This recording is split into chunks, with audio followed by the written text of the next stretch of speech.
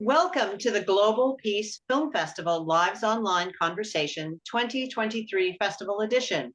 Please join me, Kelly Devine, the Artistic Director, and Nina Strike, the Founder and Festival Director, in conversation with Ariel, Mahler, and Radha, Mehta, the filmmakers behind the film Evan Ever After, which will be playing as a part of a shorts program called Healing Perspectives, which you can find at our upcoming film festival. Please check out peacefilmfest.org for all of that information. Now, let's welcome Ariel and Radha. Hi, thank you for being with us today. Hi, thank you Thanks for so much having us. This is great. Hi, thank you so much for joining us. And so let's start. Ariel, tell us about Evan Ever After, and Radha, if you can pick up on how the two of you work together. Absolutely. So yeah, thank you so much for having us. This is such a thrill to be speaking with you today. My name is Ariel Mahler. I use she or they pronouns, and Evan Ever After is a short documentary about Evan Balasuknia, who is a Orlando native and was elected her school's first ever transgender homecoming queen. So this is back in the fall of 2021. She was always super popular, super lovable as a student, had a lot of friends, and then throughout the course of her high school experience, she transitioned. So she used to identify as male, and now she identifies as female. And because of her popularity and how loved she was, she made the decision to campaign for homecoming court. And not only did she get on the court, but she was elected homecoming queen by her students, which is just a really exciting thing because, you know, she's trans, she's her school's first trans homecoming queen. And because of how amazing this opportunity was, her story ended up going really viral, and she's been on all kinds of magazines. She was actually featured on the Ellen DeGeneres show. So she really blew up in a sense. And when we heard about her story, we really wanted to film her and film her life. So the documentary follows her journey to becoming homecoming queen, as well as the impact that that has had on her school and community. Yeah. And so Ariel and I are both, we're both directing fellows at American Film Institute, and Ariel's one of my closest friends. And so when I had found this story, mainly because I'm based, my family is based out of Orlando, and Evan went to the school that's across the street from my parents' home. And so a few of my friends from that community were posting on Facebook videos of the win. And they're like, oh my God, this is amazing. This is amazing. And I was like intrigued because like, how is this video different? Like in the videos of posting a homecoming queen win, how is this different than, you know, any other years of other homecoming queens or kings? And so when I reached out to one of my family friends, I said, hey, can you tell me what's so special? And her daughters go to that school. And then she said that this may be the first trans person to ever win homecoming queen in the state of Florida. And I was like, oh, this is interesting. And literally a week later, a first article got published, and then boom, boom, boom, like great, you know, great things were happening for Evan. And so I asked that mother to connect me to Evan's mom. And then me and Marnie had just like, we hit it off right away. And I said, I would love to make a story on this. And, you know, as a person who'd done a lot of documentaries in the past, I would just love to be able to shed light on this story that I feel is so necessary in the state of Florida. And so she was game. And that's when I reached out to Ariel, and our DP, Leo Behrens, are both trans activists and both incredible filmmakers. I was like, let's do this together. And so then the rest is history. And then we worked on it together, and we had so much fun. Well, and when people see this film, and I really do recommend that people seek this film out, not just at the Global Peace Film Festival, but wherever they can find it, because it is such an uplifting story. You know, I want to, Radha, go back to something that you said about it being particularly important for hearing this story as it connects to Florida. Can you and then Ariel, can you flesh that out a bit more? Yes, absolutely. Yeah. So having been raised and, you know, raised in Florida, and I still consider it my home, you know, I'm just used to having been close friends with a lot of people who couldn't fully express themselves due to whatever policy there is, or a lot of shame and stigma around, you know, just being queer. And my heart just broke for them. And I felt like, why can't they be themselves openly? And so when I came across Evan and how proud and bold she is in a state that's so conservative when it comes to the queer community, I felt like, oh my gosh, this is a story that I feel like a lot of people need to see and to feel that hope and light. And as you know, like in Florida, there's a lot of anti-queer legislation that's being passed, including the Don't Say Gay bill. And I feel that that could lead to some major consequences down the line for mental health in general. I think the more you keep people closeted or unable to be able to express themselves fully as they're figuring things out, throughout their youth, there's just a lot of mental, implications that could happen. And I worry. And as a mother of two myself, I'm very conscious of that. And I think it starts at the home in a lot of ways. We need to be able to create that safe space. And a lot of times homes, like just parents in general, get pressured by society. Well, the society is not accepting of this, then I shouldn't be accepting either. But I want to flip that. And I want to be able to say that no, because our parents are accepting of it, us as parents are accepting of it, then we need to change that society as well. And I feel like Florida is just a specific ground in the fact that it's just very, very conservative. And, and I feel like it's gonna, when you do hurt that population, you end up hurting way more, like so many more populations because of it, so many vulnerable populations. And I just want us to be able to spread a message of hope and light that, there is a way to embrace this and to love it and to still be able to live life the way we normally live. Yeah, I think for me, what I would add to that is, and part of the reason why I'm so thrilled that we're screening with the Global Peace Film Festival to get this in front of a Florida audience specifically, is that I think a lot of times, maybe I'm a little bit optimistic, but I don't think that inherently humans are hateful. I think that we have the capacity for love and the capacity for understanding. And I think that a big reason why there is so much anti-sentiment against transgender people is simply because most people haven't ever met a trans person, and don't actually know the human story and the heart behind who we are as individuals.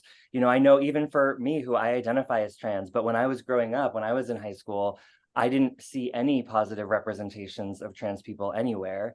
The only trans representation that I saw was like on Jerry Springfield, or, like wild stories where trans people were seen as like having a mental illness or there was something wrong with us. So I didn't think of that as a possibility for myself.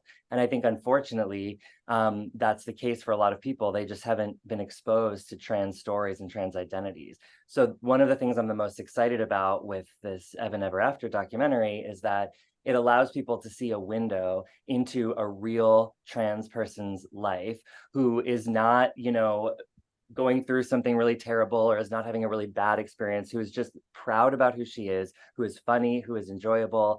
And my hope is that it opens people's hearts and to realize like, oh, trans people are just like the rest of us. Like we have our crushes on people and we have our concerns and we stress out about what outfit to wear to school. And, we're just like anyone else. And I think that act of humanization will really hopefully help people. Oh, that's so important.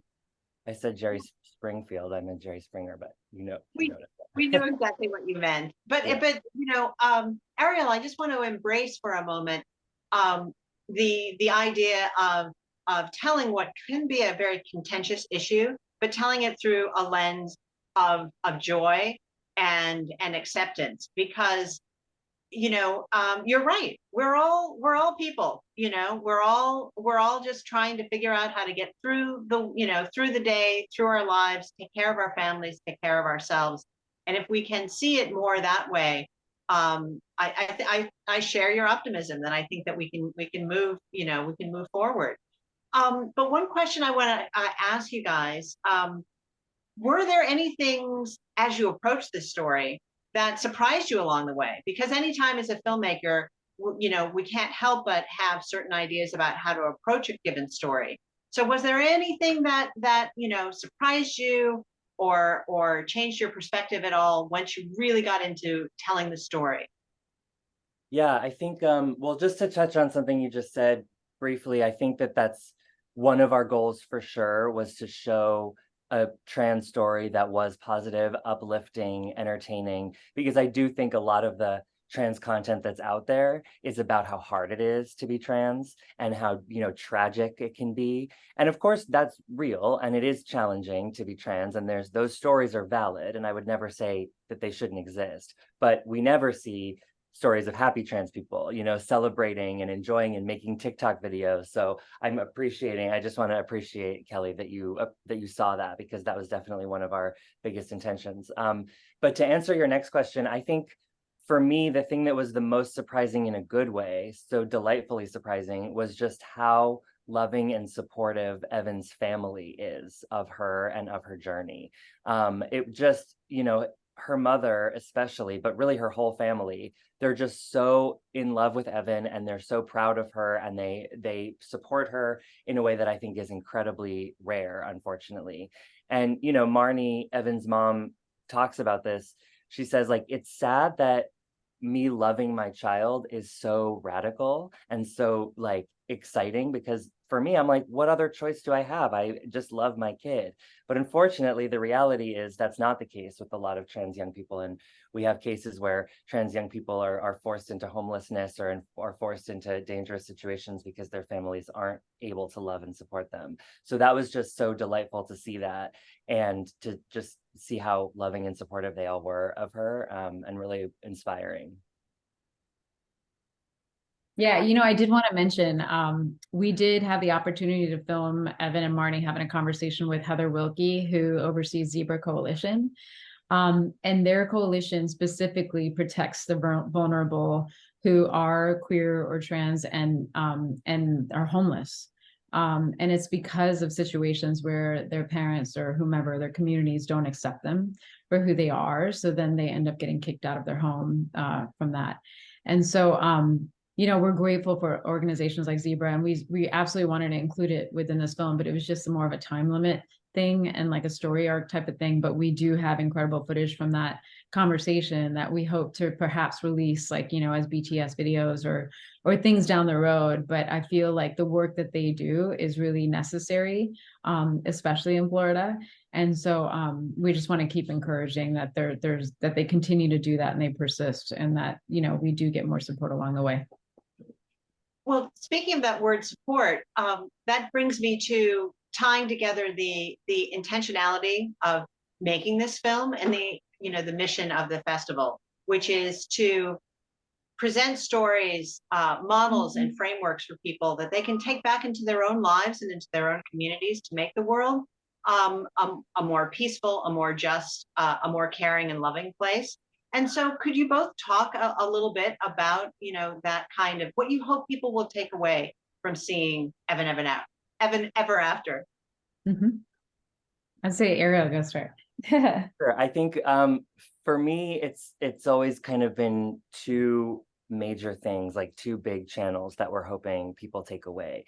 One, and this is like to heal my inner child, but I do hope that this is able to get in front of as many queer and trans audiences as possible, specifically young people, people Evan's age and younger, just because, as I was saying earlier, there's so little positive representation of trans folks out there. And I think that seeing our identities and seeing our stories reflected in positive and uplifting ways is just a complete game changer. I mean, I think that for me, again, if I had seen a stories like Evan's when I was in middle school or high school, it would have completely changed the trajectory of my life. I didn't come out as transgender until I was almost 30. And people now, and it's great, but people now are coming out at like 13, 14, 15, which I think is wonderful. And I think it's all about seeing stories and seeing possibilities for themselves. So on the one hand, I hope that anybody out there who is curious or questioning or kind of struggling with their own identity could see a story like this and recognize that there's a possibility for them as well. And then on the other side of this, and I want Radha to speak more to this as well, because she specifically is a mother and is coming from a mother's perspective as well. But I think that, again, seeing Evan's family, seeing the way that Marnie treats her daughter and the way her family treats her daughter, my hope is that that will inspire others to be loving and supportive of their own children, whether they're trans or not. I mean, whether they're whatever their kids are going through, recognizing that the choice to be loving and the choice to be accepting can be a huge transformational experience. And yeah, recognizing how important that can be. Yeah, I mean, I think Ariel nailed it for me, just coming in from a perspective of a cisgender straight ally and just like a mother of two. I really do feel that love and support starts at the home. And I feel so much wonderful things can come from that when we are very accepting of whatever journey our youth go through, and be there for them throughout that exploration, or just be there for them for when they express any kind of questions or anything that they may be curious of. And I feel like Marnie, I just identify so much with Marnie through that whole process, in the sense of like, as a mother who just loves all her children. And she was just like, when Evan came out to Marnie, I mean, she felt comfortable with Marnie first, and then she said it, I want to transition. And the fact that Marnie like taught herself quickly, like, okay, you know what, it's not Evan that needs to, like, she's been waiting for this all her life. We're the ones that need to catch up as quickly as possible to like be able to support her, so that she can live who she truly is. And I think just her support throughout that process was so key for Evan, in the sense of like just feeling loved by her family and knowing that she had that support, that core support along the way, so my audience would be more just for humans, like just for parents to be more empathetic towards their children as they figure things out. That is so important, and the film is so important. So, Radha, thank you for for talking about the Zebra Coalition, which is a really incredible organization. Heather Wilkie has done amazing things. Yeah. So thank you. I've known her for so many years, and it's just so nice to see her shine like in that role, and just to see what she's done. And that organization really was clutch, with Pulse. And it's necessary. You know what I mean? That we need that support. So it is. And as you've both said, and Kelly said as well, we always look for these positive stories, these uplifting stories that inspire, rather than, a negative, rather than saying what all the problems are. We want to inspire people to do something about what they've seen. And in that light, tell us how people who see the film or just see this interview, what can they do? How can they find the film? How can they find organizations that they can support, and how can they support other people? And also, you two are, obviously, you said at the beginning, are AFI fellows. What are you guys working on now? Great. Yeah, I can start this one. So in terms of the film itself, we do have an Instagram account. We're active in the stories of it, but not necessarily in the post of it. But it's called Evan Ever After Doc. But we do actively look at the DMs. And so anytime someone reaches out to say that they'd be intrigued and wanting to like actually look at the screener link or whatever, we're more than happy to share it.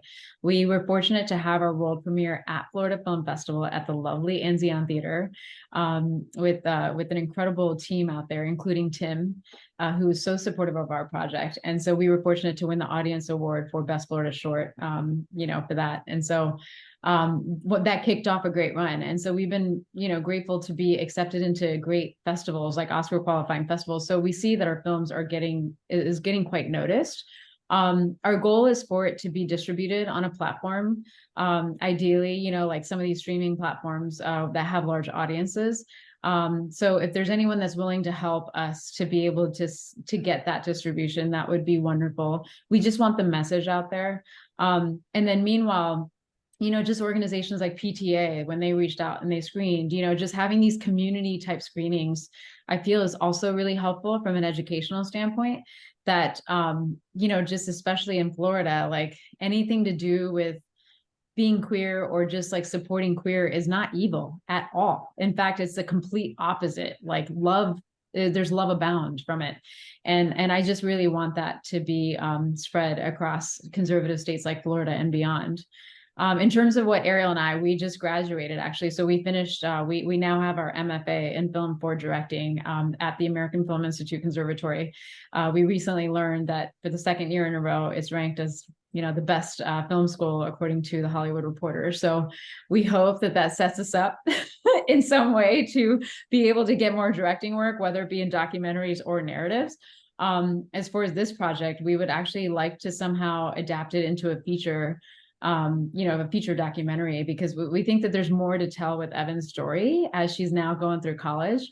And I feel like she's now becoming like a bit of an activist herself and being that role model for LGBTQ youth. And she says that in our short film. So I feel like she started on her own path. And so we want to be able to capture more with that. So if there's anyone willing to support us, you know, in terms of fundraising for that, we'd be so grateful. Please connect with us on our on our DM with Evan Ever After doc. I also just want to shout out a couple other organizations that folks can, if they're interested. GLAD is a really great media organization for LGBTQ folks. You can also look up, if you're a parent or a friend or a supporter of someone who is queer or trans, PFLAG, PFLAG.org is a great resource as well for its parents and friends of the LGBTQ community. So if you have questions or you want further support, PFLAG is a great organization. Well, thank you, Ariel. That's such a, you know, those organizations do such great work. And so we really appreciate you mentioning them, because that gives the folks that have been listening to this a place to go when you see your film and they say, how can I help? And those are some of the organizations that can channel that goodwill. So thank you so much. And Radha, yes, of course. I'm going to mention again your Instagram account at Evan Ever After Doc. Please do slip into their DMs with funding for the feature, with distribution deals for this great short film. So I hope someone out there from Hulu, Netflix, you know, any of those guys are listening right now. This is an amazing story, and they will not regret reaching out to you. So thank you both for your film and for your insights today. Yeah, thank you. We're grateful. Thank you so much. It's been amazing talking with you. Thank you both for your interest and enthusiasm. It's great. Oh, you're welcome. You're welcome. And we will also want to thank everyone who took the time to watch this conversation today. We want to remind you that the film is Evan Ever After, and that it is playing as a part of the 2023 Global Peace Film Festival. Our in-person screenings begin September 19th and run through September 23rd. Our virtual programming, where you can catch up with this if you're not in the Florida area, begin September 25th and run through October the 1st. All the information, again, is at peacefilmfest.org. Thank you, and we will see you at the next Glow. Thank you.